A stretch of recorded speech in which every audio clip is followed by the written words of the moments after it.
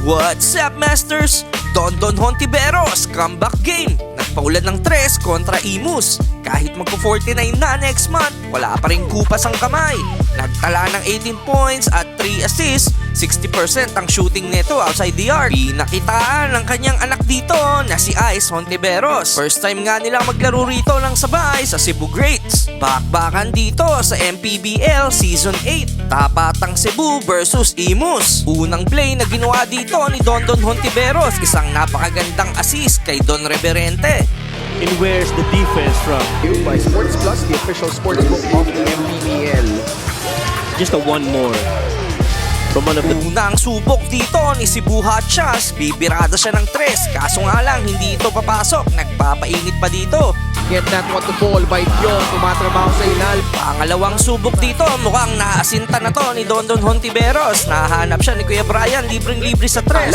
oh, Pero yung shooting ni Dondon Hontiveros, walang alat-alat yan. matamis. Really feeling it right now. See that ball movement? Ito yung matamis na release ng tira ni Dondon. Sa quarter nga na ito, halos lahat ng play ay para kay Dondon. Talagang siya ang hinahanap ng kanyang mga kakampi rito. Sayang nga lang at mato-turnover niya ang possession doon. Nahirapan yung muko doon si Kuya Dondon. Pero sumunod na possession, walang problema. Pumawi dito si Kuya Dondon. Pumukol na naman ng 3. He buries the three-pointer. From Rios, giving them this 3-point lead.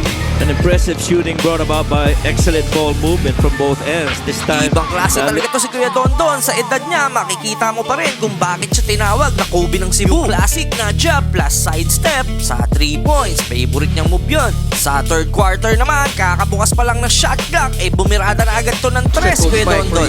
Is can they sustain this Yeah. for the rest of the game?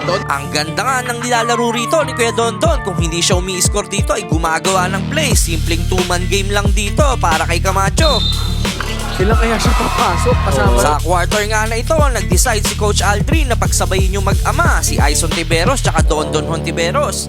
Dito sa play na to, napakaganda ng depensa na itong mag-ama na to. 56% overall from the field. And the way that he takes care of the ball is really just impressive. The growth, leaps and bounds para dito kay Mark Meneses.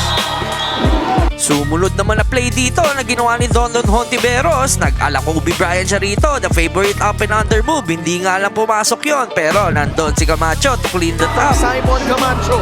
Next play, ang ganda na naman ng setup ng Cebu rito para kay Dondon for an open 3. Oh my. 3 for a 3. Dondon Hontiveros nailing his 5th free. Pagdating naman sa pass break, kayang-kaya rin nito ni Kuya Dondon. Hindi nga lang sa takbuhan, kundi sa isang stop and pop. Spots up for 3. Lista mo na. 6 3-pointer for Dondon Hontiveros. Shot firing on all cylinders. 18 points. Wala pa rin talagang kupas to si Kuya Dondon. 18 points, 60% beyond the arc in just 15 minutes. Bago nga matapos ang game dito ay sumubok si Kuya Dondon na mag-ala Kobe ulit. Dondon trying to shake off Sombrero. Travel. Yun nga lang, natawagan siya ng traveling dito dahil umangat ang kanyang pivot. On the last minute of the game, sinubukan na rin nilang bigyan ng play ito ang anak ni Dondon Hontiveros na si Ice. Mahusay din to gumalaw, sayang nga lang at hindi na i-convert tong move niya.